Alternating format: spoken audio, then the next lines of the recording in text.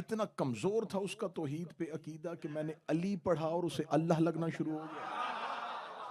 लिहाजा वो अपने अकायद को बेहतर करे। तौहीद को कोई खतरा नहीं है अली के फजाइल से। लगाऊं तौहीद उस वक्त तक महफूज है जब तक अली की पेशानी पे सजदे का निशान मौजूद है। मौला हुसैन इज्जत है, ये वजहुल्लाह हैं, ये लिसानुल्लाह हैं, ये यदुल्लाह हैं, ये ऐनुल्लाह हैं, ये उज़्नुल्लाह हैं। अगर आपको ये अल्फाज सुन के तकलीफ होती है तो मुझे इस मिंबर के जरिए जो अहबाब बैठे हैं उनके अकीदों पे मुझे कोई शक नहीं है, लेकिन इस मजलिस को बहुत जगहों पे, इन जश्न को, इन मजालिस को बहुत सुना जाता है, तो मैं इस हवाले से आपकी तर्जमानी करते हुए किसी और से मुखातब होकर जुमला कहने लगा। जब मैं ये कहूँ ना कि आपसे, तो आप मुराद नहीं है, मैं आपकी तर्जमानी करते हुए कहीं आपकी खबर पहुंचाना चाह रहा हूं कि अगर आप ये समझते हैं कि ये बातें अली के नाम के साथ नहीं होनी चाहिए, तो मुझे सिर्फ एक बात का जवाब ले जी, बेहतरीन और बड़े इख्तिसार के साथ आज के बाद इस सवाल की इस इमाम बारगाह में कब्र बना देते हैं कि आज के बाद ये सवाल हमेशा के लिए दफन हो जाए कि अली के साथ वजहुल्लाह नहीं, ऐनुल्लाह नहीं, लिसानुल्लाह नहीं कहना चाहिए। मुझे वो बताए कि क्या बदन अफजल होता है या रूह अफजल होता है? जो हाथ उठ चुका है सैयदा, इस हाथ को अपना हक है। बदन अफजल होता है या रूह अफजल होती है? चेहरा अफजल होता है या रूह अफजल होती है? हाथ अफजल होता है या रूह अफजल होती है? अगर रूह अफजल होती, डूब के मर जा। ईसा को रूह अल्लाह मान लेता है, अली को वजहुल्लाह क्यों नहीं मानता? अगर ईसा रूह अल्लाह है तो मुझे बताओ, ईसा अली का मौला है या अली ईसा का मौला? जिसके आखिरी बेटे का मुक्तदी रूह अल्लाह हो, उसका हक बनता है कि उसे वजहुल्लाह कहा जाए। तो लिहाजा मेरे मौला का मैंने लफ्ज कहा था, दूसरा जुमला मैंने कहा था कि अमीर अल मोमिनीन का आखिरी नबी के साथ फिर जमीन पर उतरना। आप क्या समझते हैं कि 13 रजब को ही पहली बार जमीन पे आए? अगर अली 13 रजब को पहली बार जमीन पे आए हैं तो नूह का सफीना पार किसने करवाया था? इब्राहिम को नारे नमरूद से किसने बचाया? मेरे पास रसूल की हदीस बतौर रेफरेंस मौजूद है। रसूल ने फरमाया, अली तूने हर नबी की मदद छुप के मेरी ज़ाहरन की। तो इसका मतलब है कि अमीर अल मोमिनीन का आखिरी नबी के साथ जमीन पर उतरना। और यहाँ पर भी आके कुछ चीजें जन्म ले लेती हैं जब जश्न की रातें आती हैं कि इनके नाम के साथ ज़हूर कहा जाए, मौलूद कहा जाए, नजूल कहा जाए। इसमें बहस सोशल मीडिया पे बड़ी होनी शुरू हो जाती है, नहीं विलादत होनी चाहिए या नजूल होना चाहिए। इनमें से एक लफ्ज भी इनके साथ जचता ही नहीं। अगर ये 13 रजब को आए तो रजब तो चांद की तारीख है, चांद ना था और ये थे। महीने बनते हैं साल से, साल बनते हैं सूरज से, सूरज ना था और ये थे। तो फिर ये 3 शबान, 13 रजब, 15 रमजान, 17 रबीउल अव्वल, ये हमें बताने के लिए माजी, हाल, मुस्तकबिल, पास्ट, प्रेजेंट, फ्यूचर, ये सारी जमाने की किस्में हैं। ये जमाने में है ही नहीं। मुझे आखिरी बंदे से दाद चाहिए, अगर ये जमाने में होते, ये इमाम जमाना ना होते। अली काबा को किबला करता है। मैंने काबा कह के बहुत बड़ी बात की है, अली तो तेरे मेरे जैसों को भी किबला कर देता है। काबा तो बहुत दूर की बात है, अली तो हम जैसों को किबला कर देता है। किबला तशरीफ लाए, किबला आए, किबला आए। आप हर किसी को आप भी किबला ना कहा करें। किबला कहते उसे हैं जहां अली रहता हो। जहां अली ना हो वहां कौन सा किबला? बुतकदा तो हो सकता है, सनम खाना तो हो सकता है, जचा खाना तो हो सकता है, किबला नहीं होगा। किबला वो होगा जहां अली रहता। ये फजीलत अली नहीं, ये फजाइल अली के बाब में आएगा नहीं। खाना खाबा में आना ये फजाइल अली का बाब नहीं है, ये फजाइल काबा का बाब। ये तो अली की मेहरबानी है कि वो काबा में आ गए। हाय हाय, ये अली की मेहरबानी है वो काबा में आ गए, वरना जहां अली आता वही काबा होता। ये तो मेहरबानी है अली की मां की कि वो इमरान मंजिल से निकल के रहमान मंजिल में आ गए। अली ने अपने घर का सहन अल्लाह के घर को दिया था। अल्लाह के घर ने अपना कमरा अली को नहीं दिया था। अली ने अपने घर का सेहन अल्लाह के घर को दिया था। यही तो वजह है कि तारीख लिखती है कि हर किसी का दरवाजा बंद हुआ था, अली का दरवाजा बंद नहीं हुआ था, क्योंकि मालिकों के दरवाजे बंद नहीं होते, आने वालों के दरवाजे बंद हो जाते हैं। तो अली का घर मस्जिद में नहीं बल्कि मस्जिद अली के घर के अंदर थी। इसका मतलब अल्लाह का घर वही था जहां अली रहता था। अल्लाह का घर वही होता है जहां अली रहता हो। फिर आज के बाद ये ना कहना सिर्फ अली अल्लाह के घर में आया, हसन भी अल्लाह के घर में आया, हुसैन भी अल्लाह के घर में आया, अब्बास भी अल्लाह के घर में आया। मैं पूरी जिम्मेदारी के साथ ये जुमला कहने लगा, मौला अमीर अल मोमिनीन का घर का दरवाजा जो मस्जिद के अंदर था वो मस्जिद की दीवारों में नहीं था, मेहराब में था। मेहराब होती है नमाज पढ़ाने वाले के रुकने की, खड़े होने की जगह। मेहराब का रुख होता है किबला की तरफ। कहां चले गए वो बंदे जो जश्न सुनने के लिए आए थे? मेहराब का रुख होता है, डायरेक्शन जो मेहराब की है वो किबला की तरफ। मेहराब अली का घर, रसूल मेहराब में खड़े होकर नमाज पढ़ाते थे और सहाबी पढ़ते थे। 13वीं का चांद, जहन में जरा नक्शा बनाइएगा, ये बीबी का आना 13वीं का मुकम्मल चांद। अब जरा मक्का का जुग्राफिया जहन में रखिएगा कि मक्का में जब चांद आता था और बिल्कुल निस्फ शब में पहुंचता था तो ये खाना काबा के बिल्कुल ऊपर आ जाता था। रात बिल्कुल निस्फ शब और चांद मुकम्मल और बिल्कुल बैतुल्लाह के ऊपर। और जब मक्का में चांद, क्योंकि बड़ी बड़ी इमारतें बिल्डिंगें तो थी नहीं कि वो चांद की चांदनी को रोकती, जब चांद रोशन होकर मक्का में चमकता था तो मक्का में पहाड़ और रेत थी। पहाड़ उस चांद की चांदनी की वजह से, जब चांद अपनी पूरी रोशनी उन पहाड़ों पे डालता था तो पहाड़ भी आगे से रोशनी को जाहिर करते थे। रेत के जर्रे आग की तरह चमकना शुरू हो जाते थे। यूं खुदा ने यह चांद को ऐसा बेहतरीन लाइट का बंदोबस्त किया कि बैतुल्लाह के बिल्कुल ऊपर चांद पहुंच गया। मक्का पूरा जगमगाना शुरू हो गया और 40 लोग, 40 ना 39 ना 41, 40 लोगों ने अली की मां को आते हुए देखा। अभी इस्लाम नहीं आया, इस्लाम अभी बाद में आएगा। जब इस्लाम बाद में आएगा फिर इस्लाम अपना निसाब देगा, फिर अपना आइन बनाएगा। उस कानून में होगा कि शहादत के लिए 40 लोग चाहिए।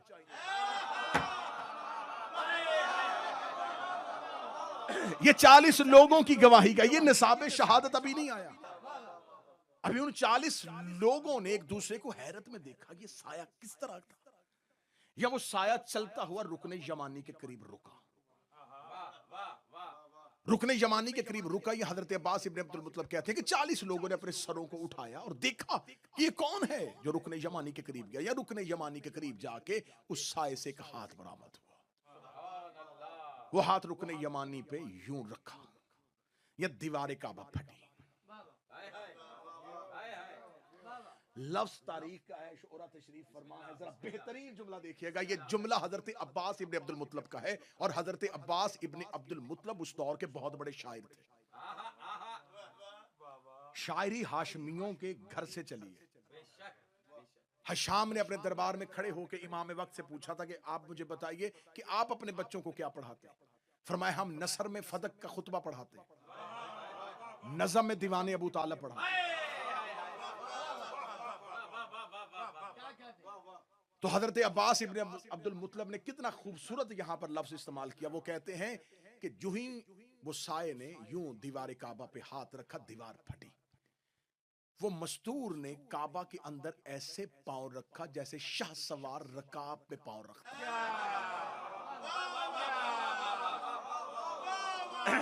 जैसे कोई शाह सवार रकाब में पांव रखता। बीबी काबा में गई नहीं, काबा में सवार हुई। यूं ही ये शहजादी काबा के अंदर गई और दीवार दोबारा मिल गई। बीबी चली गई काबा के अंदर। अब मैंने यहां से जश्न शुरू किया था कि ये फजाइल काबा है। आखिर अली की मां के पास जो घर था वो बहुत मोतबर घर था। ये मक्का का इतना मुतबर्रक तरीन घर था कि इस्लाम की पहली दावत काबा की बजाय इस घर में हुई थी। ये जो दावत जुल अशीरा है ये मक्का में हुई थी, लेकिन उसी घर में हुई थी जहां से बीबी निकली। तो जब वो घर इतना मुतबर्रक था, वो घर इतना इज्जत वाला था, वो घर इतना काबिल एहतराम था, तो फिर उस घर को छोड़ के यहां क्यों आई? और जहां आई है ये उस वक्त किबला भी नहीं है। उस वक्त लोग बैतुल मकदस की तरफ, रसूल बैतुल मकदस की तरफ, लोग तो मुसलमान नहीं थे, बैतुल मकदस की तरफ नहीं होता।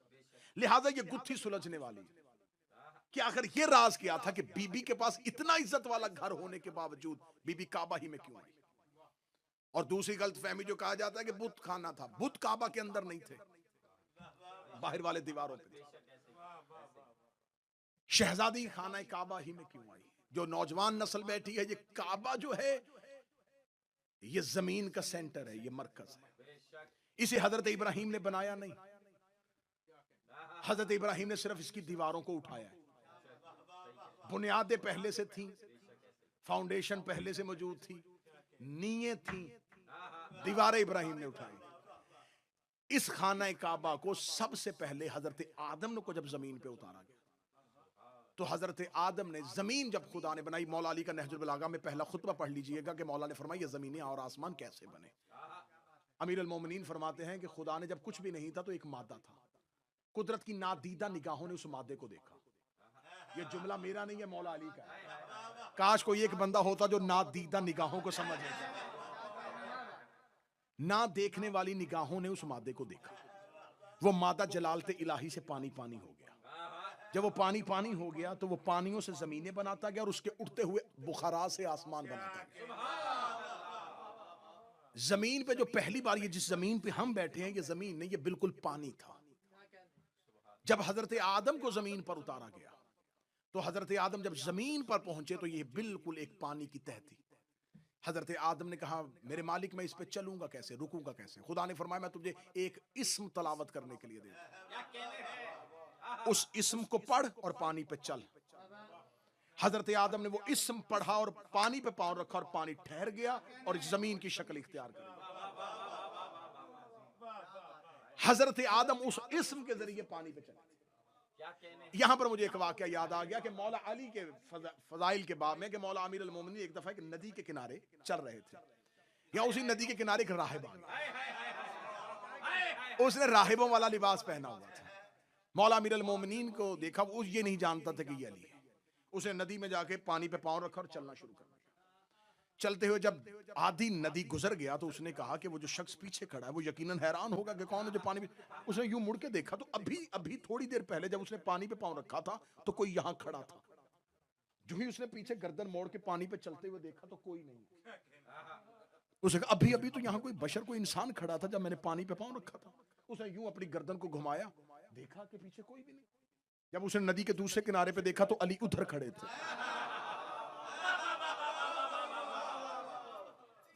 ये पानी पे चलता हुआ तेजी से पहुंचा और पहुंच के इसने देखा कि कोई जमीनी रास्ता नहीं है, बजाय सिर्फ एक ही रास्ता है पानी पे आने का। देखेंगे लगा तू भी इधर से चल के आया है। अली फरमाते तू बता तू पानी पे कैसे चला?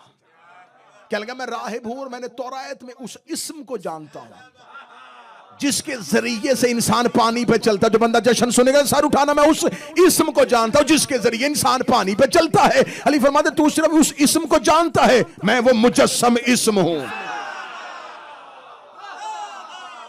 वो जिसको तौरात में पढ़ा गया है। वो जिस्म की सूरत में इस्म में हूं, वो मुजस्सम इस्म में हूं, वो जिस्मानी सूरत में वो इस्म में हूं। मैं ही वो इस्म हूं जिसके जरिए पानी पे चला जाता है। अभी भी यकीन आए, मुश्किल किताब का हवाला नहीं दूंगा, यहीं बैठे हुए हर बंदे के फोन, हाथ में फोन है, जेब से फोन निकालना, गूगल पे चले जाना। आज भी देखना खाना काबा के तवाफ करने वाली दुआएं, आज भी हाजी जब खाना काबा का चक्कर लगाते हैं तो पहले तवाफ की पहली दुआ, आज भी गूगल से बेशक निकालना, पहले तवाफ की पहली दुआ है अल्लाहुम्मा इन्नी अस्अलुका बिइस्मिका अल्लज़ी तमशी अलल मा। मेरे अल्लाह मैं सवाल करता हूं तुझसे, तुझे तेरे उस इस्म का वास्ता जिसके जरिए इंसान पानी पे चलना शुरू कर, तुझे तेरे उस इस्म का वास्ता।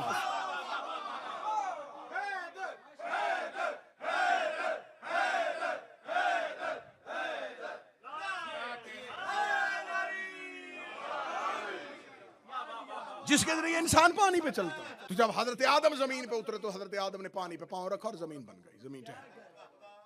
खुदा ने फरमाया आदम वहां पर पहुंच, क्योंकि हजरत आदम को कहीं उतारा था, हव्वा को कहीं उतारा था। जहां हव्वा को उतारा था उस जगह को आज भी जद्दा कहते हैं, जद्दा अरबी जुबान में कहते दाद। खुदा ने फरमाया वहां पहुंच। जब वहां पहुंचा, कहां? फरमाया जहां से मैंने पहली बार पानी निकाला था, जहां से जमीन वजूद में आई थी। मरकज में पहुंच। हजरत आदम मरकज में पहुंचे और फरमाया ये है वो मरकज जो जमीन का मरकज है, यहीं पर रुक जा, यहीं पर रुक के पहला सजदा कर। हजरत आदम वो जिसे अर्श पे सजदा करवाया गया था, उसने अर्श पे एक भी सजदा नहीं किया था। उसने जमीन पे आके जो पहला सजदा किया वो वही जगह है जहां आज काबा है। खुदा ने कहा यहां सजदा कर। आदम के सजदे की वजह से वो काबा नहीं बना। खुदा ने कहा यहां पहुंच और यहां सजदा कर। मेरे मालिक यहां सजदा क्यों, वहां क्यों नहीं, यहां क्यों नहीं? फरमाया यहां सजदा कर। यही वो राज है। आदम यहां पर एक खैमा लगा। हजरत आदम ने खैमा नस्ब कर दिया। बड़ी लंबी कहानियां, बड़ी मुख्तसर कर रहा हूं जनाब। नूह का दौर आया, खैमा था। नूह के दौर में तूफान आया, खैमा मौजूद था। अंबिया गुजरते गए, यही खैमा मौजूद रहा। हर दौर के नबी ने आके इस जगह पे सजदा किया। जब हजरत इब्राहिम आए, खुदा ने इब्राहिम से इम्तिहान और वादा लिया। इब्राहिम, एक तो काम है तेरा तबलीग, वो है उम्मत के लिए। इब्राहिम, वो तेरा हक है क्योंकि तुझे मैंने मनसब दिया है। तेरा मनसबी हक है कि तू इंसानों को तबलीग कर। मैं तुझे नबी के अलावा दो ओहदे देने लगा हूं, खलील और इमाम। दोस्त बना लूंगा तुझे अपना। मैं हर नबी को दोस्त नहीं बनाता। बदन कांपते हैं नबियों को मेरे सामने आते हुए, थर थर कांपते हैं अंबिया मेरे सामने मुसल्ले पे आते हुए। जा, मैं तुझे इतना एजाज देने लगा, मैं तुझे दोस्त बनाऊंगा, इमाम बना दूंगा इंसानों का। अच्छा इब्राहिम, चल और सुन, नबूवत भी तेरी नस्ल में रख दूंगा। अच्छा और सुन, इमामत तेरी जुर्रियत में रहेगी। अब क़यामत तक के लिए नबी सिर्फ तेरी ही नस्ल में रहेंगे। चल तेरे दोनों बेटे नबी बना दूंगा। चल इब्राहिम, एक और एहसान सुन ले, दरूद भी तुझ पे पढ़ दूंगा। क़यामत तक के लिए आदम पे, नूह पे, अदरीस पे दरूद नहीं होगा, दरूद पे तुझ पे, तेरी आल पे। इब्राहिम ने कहा इतने एहसान किस बात पे? खुल्लत, इमामत, जुर्रियत में नबूवत, बेटों को नबी बना रहा है, दरूद मुझ पे पढ़ रहा है, सब कुछ मुझसे क्यों करवा रहा है? सिर्फ तबलीग के लिए। फरमाया ना ना ना, तबलीग छोड़, एक काम कर। मेरे मालिक, वो क्या काम करूं? फरमाया अहदना इला इब्राहिम व इस्माइल, हमने अहद ले लिया था इब्राहिम और इस्माइल दोनों से, तुम दोनों बाप बेटा एक वादा करो, वादा करो, वादा। जाओ जाके किबला तशरीफ फरमाए, शरीयत मोहम्मदी में देखो कि शरीयत मोहम्मद में अहद तोड़ने का कफारा क्या। वादा करो तो वादा तोड़ना बात समझते हैं कि वादा बस ठीक है किया था तो बस टूट गया, नहीं। मजहब जाफरिया में वादा तोड़ने का कफारा है। आप वादा करें तो फिर अगर अहद तोड़ा तो अहद तोड़ने का आपको कफारा देना पड़ेगा। जहां उम्मत पे अहद तोड़ने का कफारा है, वहां नबी पे क्या होगा? मैंने आयत कुरान पढ़ी है, अहदना इला इब्राहिम व इस्माइल, हमने अहद लिया था, वादा लिया था इब्राहिम और इस्माइल से, दोनों वादा करो, इतने अनाम बगैर किसी शर्त के तुम्हें दे दूंगा, एक वादा करो। मेरे मालिक हुक्म कर, वादा किस चीज का? तू हुक्म करेगा? फरमाया नहीं, वादा करो। क्या वादा? इन्ना तहरा बैती, तुम दोनों ने मेरे घर को पाक रखना है। मैं तो जश्न के इख्तिताम पे आ गया। इन्ना तहरा बैती, तुम दोनों ने मेरे घर को, बैती मेरा घर। उलमा तशरीफ फरमा है किबला जफर अब्बास मौलाना, हमारे बड़े बुजुर्ग, मेरे बहुत पुराने मेहरबान तशरीफ फरमाए। ये बात जहन में रखिएगा कि अरबी जुबान में हर घर को बैत नहीं कहते। एक घर बनाया, उसकी कंस्ट्रक्शन हो रही थी और कोई भी वहां पर जाके नहीं रहा और वो खाली है, उसे अरबी जुबान में बैत नहीं, उसे दार कहेंगे। जहां जाके मालिक कम अज कम 3 दिन रहे उसे बैत कहते हैं।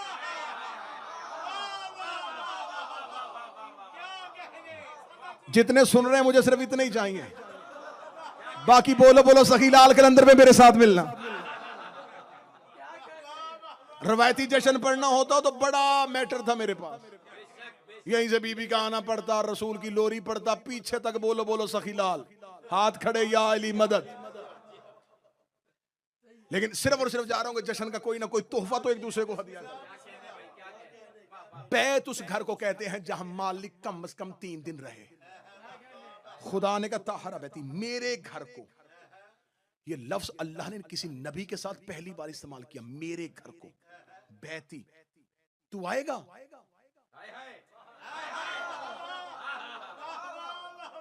ये तेरा घर है, हाँ हाँ ये मेरा घर है, उठाओ इसकी दीवारें और ताहर, इसे पाक रखना, मेरे घर को तुम पाक रखना। बैती मेरे घर को, बैती मेरे घर को। बैत में और अहले बैत में बड़ा फर्क होता है। धीमे लहजे में ऊंची बात करने लगा हूं। बैत में और अहले बैत में इतना फर्क है कि जहां बैत का लफ्ज है फरमाया ताहरा बैती, तुम मेरे घर को पाक करो। जब अहले बैत है फरमाया युताहरकुम ततहीरा, तुम्हें मैं पाक रखूंगा। बैती के लिए 2 नबियों की ड्यूटी, अहले बैत के लिए अल्लाह की ड्यूटी।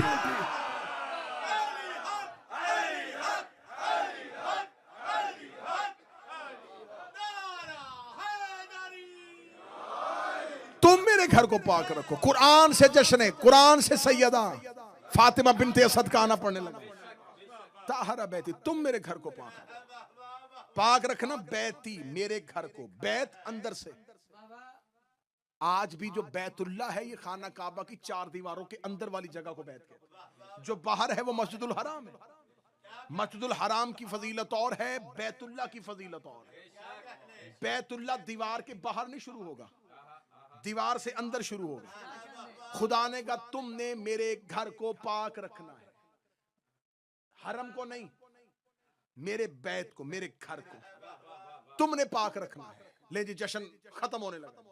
मेरे घर को तुमने पाक रखना। मैं आयत कुरान पढ़ रहा हूं, तुमने मेरे घर को पाक रखना। हज़रत इब्राहिम और इस्माइल ने कहा तू आएगा? फरमाया नहीं। तो फिर घर को पाक क्यों रखे? फरमाया 4 काम करवाऊंगा, लिल ताइफीना वल आकिफीना और राकिईना व साजिदीना। मेरे घर को पाक रखना 4 चीजों के लिए, तवाफ वालों के लिए, रकू वालों के लिए, सजदे वालों के लिए, एतकाफ वालों के लिए। आयत कुरान पढ़ी, खुदा ने कहा इब्राहिम और इस्माइल नबुव्वत, इमामत, खुल्लत, दरूद में शामिल इतने एहसान 4 चीजों के लिए घर पाक रखो। तवाफ के लिए, रकू के लिए, सजदे के लिए, एतकाफ के लिए। आंखों में आंखें डालो, मैं तुम्हें अली की मां की इज्जत सुनाऊं। तवाफ काबे के अंदर नहीं होता,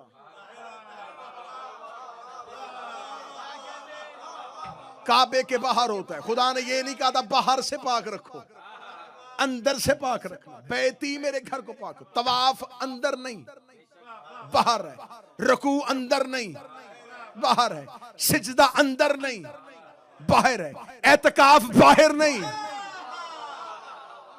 अंदर है। इसका मतलब 3 चीजें अल्लाह ने अजाफी इस्तेमाल की। असल पाक करवाया था एतकाफ के लिए, इसे पाक रखना, यहां एतकाफ होना है। एतकाफ कहते हैं मोतकफ हो जाना, मखलूक से कट जाना, अल्लाह से जुड़ जाना। आज भी बंदे मस्जिदों में एतकाफ करते हैं, घरों से नाता तोड़ देते हैं, अल्लाह से जोड़ लेते हैं, बिजनेस खत्म कर देते हैं, अल्लाह से ताल्लुक जोड़ लेते हैं। जाओ जाके उलमा से पूछना ये एतकाफ का दुरानिया कितना है। अहले सुन्नत कहते हैं कम से कम 3 दिन, ज्यादा से ज्यादा 10 दिन। खुदा ने कहा मेरे घर में एतकाफ होना है। इब्राहिम और इस्माइल मेरे घर को पाक रखो, रखो मेरे सर पे कुरान। मुझे बताओ कि अल्लाह के घर के अंदर 3 दिन एतकाफ किसने किया है? 13 रजब को अली की मां आई थी, 16 रजब को अल्लाह के घर से गई है। अब मौलवी के सर पे कुरान रख के पूछ कि मर्द एतकाफ बैठेगा तो मस्जिद में बैठेगा, औरत एतकाफ बैठेगी तो घर में बैठेगी। अली की मां अल्लाह के घर में बैठी। अब बता, अल्लाह का घर समझ के बैठी थी या अली का घर समझ?